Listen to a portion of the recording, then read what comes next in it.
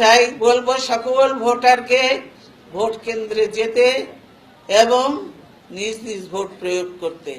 ইনশাআল্লাহ আমরা জানি ধানের শীষের বিজয় হবেই হবে, কারণ বাংলাদেশের মানুষ ধানের শীষকে যখনই নির্বাচনে এসেছে বারবার ধানের শীষকে তারা বিজয়ী করেছে। তাই তো আজকে ভয়, তাই তো আজকে বিএনপি যাতে নির্বাচনে না আসতে পারে তার জন্য যত রকমের কৌশল আছে বের করা, কিন্তু হয়তো এইবার একটু কৌশলে তারা ভুল করে ফেলেছে।